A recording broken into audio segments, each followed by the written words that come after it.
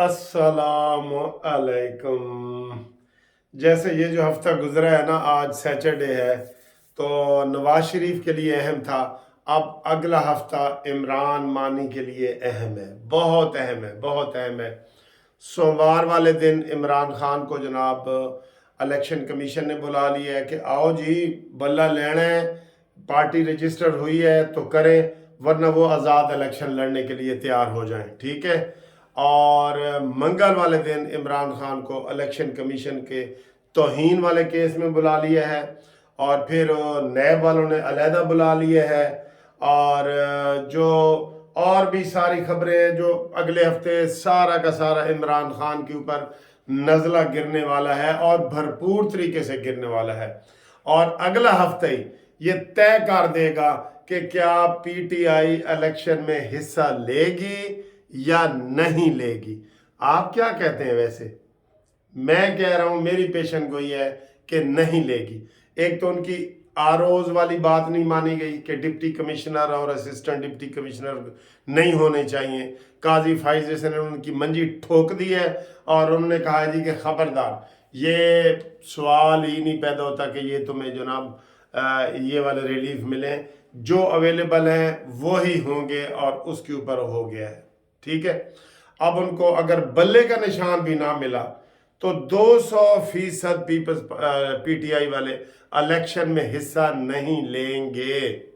ये मैं आपको बता रहा हूं बतौर जमात। फिर इंडिविजुअल को ही देखेंगे कि जनाब कौन लड़ रहा है कौन नहीं, बहरहाल वो बाईकाट करेंगे। वैसे भी हमारे तक जो खबरें पहुंची है ना, इमरान खान ने कहा जी कि जिस इलेक्शन में मैं नहीं हूं उस इलेक्शन में आप कैसे ले सकते हैं। वकीलों को अभी तक तो उसने गुमराह किया हुआ था ना कि आपको टिकट देंगे, ये है वो है। तो ये बात भी आपको अगले हफ्ते क्लियर हो जाएगी। और वैसे भी जनाब 20 तारीख से इलेक्शन कमीशन के पास आपने नॉमिनेशन जमा करानी है। जी हाँ, 18 पीर और 19 मंगल और बुध जुमेरात जुम्मा, ये 3 दिन है, बड़े अहम दिन है। सारी पार्टियां जो है ना वो कागजात नामजदगी जमा कराएंगी। और नून लीग ने कहा है नून लीग ने कि जनाब हम अपने जो पार्टी उम्मीदवार हैं उनका 22 तारीख को बताएंगे। ये अच्छी स्ट्रेटेजी है, ताकि पहले जिन लोगों को वो टिकट नहीं ना देंगे वो दूसरी पार्टियों में ना चले जाएं। ठीक है। तो वो सबको कह रहे हैं कागजात जमा कराएं, वो हमेशा यही कहते हैं। और जब आखिरी दिन होता है जिसको वो पार्टी टिकट जारी करते हैं उसके साथ टिकट लग जाता है, उसको शेयर का निशान मिल जाता है, और बाकी जो हमारे जैसे होते हैं वो फिर कागजात वापस ले लेते हैं। ठीक है। ये वो वापस, इसलिए कागजात सब लोग जमा करवाएं। मैं भी करवाऊंगा, आप भी कराएं, जो लड़ना चाहता है लड़े, टिकट लेने की कोशिश करें, अप्लाई करें नून लीग से। आप कहीं हो सकता है आपका कोई तुक्का लग जाए, कोई कुछ भी हो सकता है। ठीक है। तो वो आप जनाब अप्लाई करें। बुध जुमेरात जुम्मा, ये 3 दिन है दरखास्त देने के। ठीक है जी। तो आप कोई अप्लाई कर सकते हैं, आप आज़ाद लड़ सकते हैं। कई दफ़ा बड़ी एडजस्टमेंट होती है, कागजात ज़रूर करने चाहिए, अप्लाई करने चाहिए। तो इंशाल्लाह पाकिस्तान जस्टिस पार्टी भी हर जगह से कागजात जमा करवाएगी, और हमारी ये कोशिश होगी कि जिथे मॉन्यूमेंटल द वकील खलोता है ना, उत्थे एक अपना वकील खड़ा कर देगी। ये ठीक है ना, ये आप जेहन में रख लें। जिथे वकील होएगा इमरान खान दा, उत्थे जस्टिस पार्टी दा वकील भी खड़ा होएगा। ये स्ट्रेटजी है। और बाद में सारी ले दे होती है, कागजात वापसियाँ फलाना, ये है वो है।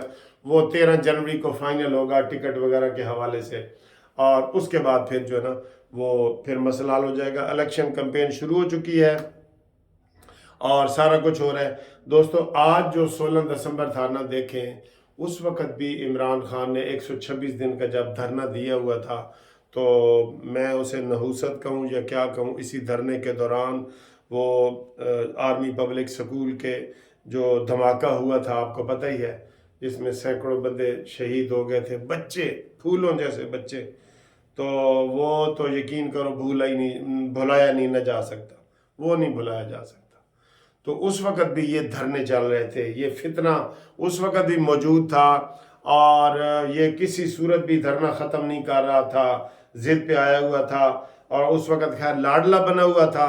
تو اس وقت پھر اس کو راحیل شریف نے کہا، یا جس نے بھی کہا کہ جناب دھرنا ختم کرو، تو اس نے پھر دھرنا ختم کیا تھا۔ لیکن یہ اس وقت بھی ہے۔ اور دوسرا 16 دسمبر کے حوالے سے یہ بھی کہ ہمارا جو سقوط ڈھاکہ ہے مشرقی پاکستان کا، وہ بھی 16 دسمبر کو ہوا تھا۔ تو یہ دو بڑے حادثات ہوئے 16 دسمبر کو۔ اللہ تعالیٰ ان بچوں کی تو کتنے ان کے درجات تو بلند ہوں گے، لیکن جو لوگ ان میں ملوث ہیں انشاءاللہ تعالیٰ ان کو بھی کوئی بھی سکون نہیں ملے گا۔ 9 سال ہو گئے ہیں اس واقعے کو، 9 سال۔ بہت دکھ ہوتا ہے، کبھی کبھی بندہ گہرائی میں سوچتا ہے تو بہت دکھ ہوتا ہے، بہت دکھ ہوتا ہے۔ ٹھیک ہے، تو یہ صورتحال ہے۔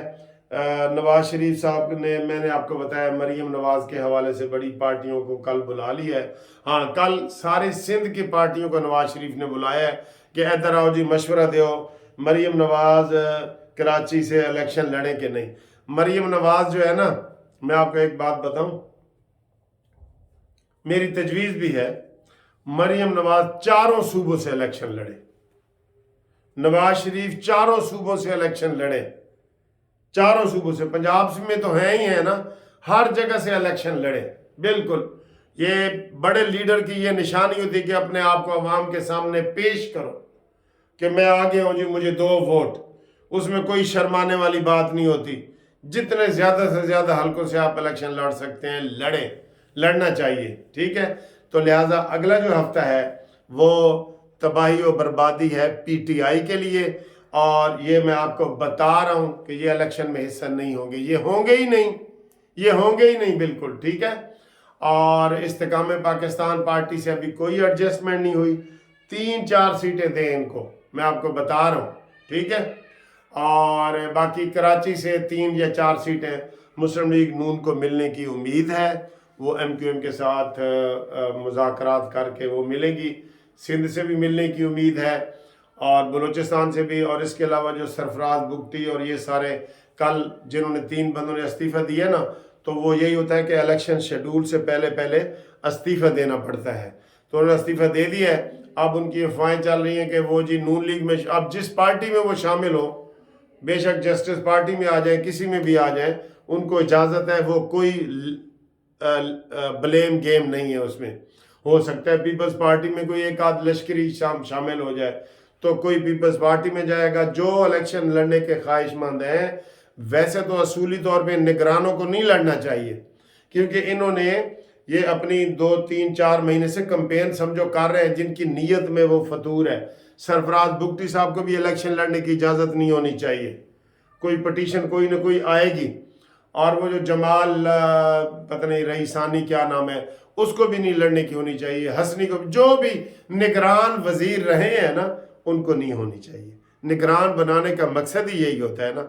اور یار صبر کرو سرفراز بگٹی صاحب، آپ بعد میں مشیر بن جانا، آپ مشیر بن جانا۔ بڑے عہدے ہوتے ہیں جو ایک اکاموڈیٹ کرنے کے لیے ہوتے ہیں، آپ کی وجہ سے پارٹیاں پریشان ہوں گی، سارا کچھ ہوگا۔ ٹھیک ہے، تو کل کا جو فیصلہ ہے اس کو بڑا سراہا ہے۔ ابھی سراج الحق صاحب گجرانوالہ خطاب کر رہے تھے، انہوں نے بھی کہا ہے کہ ہم قاضی فائز عیسیٰ کو سلام پیش کرتے ہیں، اور ہم بھی کہہ رہے ہیں کہ ہم قاضی فائز عیسیٰ کو سلام پیش کرتے ہیں۔ گو مگو کی کیفیت پی ٹی آئی کی ہے، آدھے فیصلے کو سراہ رہے ہیں اور آدھے رو رہے ہیں۔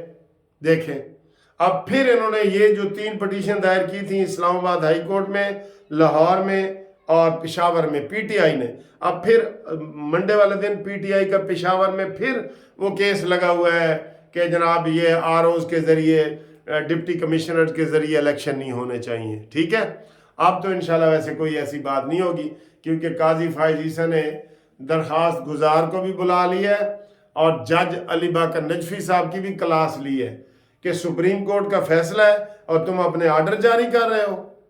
ٹھیک ہے، تو ہمارے ساتھ رابطے میں رہے۔ اگلی ویڈیو ہوگی جو گھومتی چائے کی ہوگی، آج ہفتہ ہے، جاگنے والی رات ہے، گپ شپ لگائیں گے انشاءاللہ، دوستیاں لگائیں گے، گپ لگائیں گے۔ 47257552 پہ ٹیلی فون کال کر کے رابطہ کریں۔ اللہ حافظ۔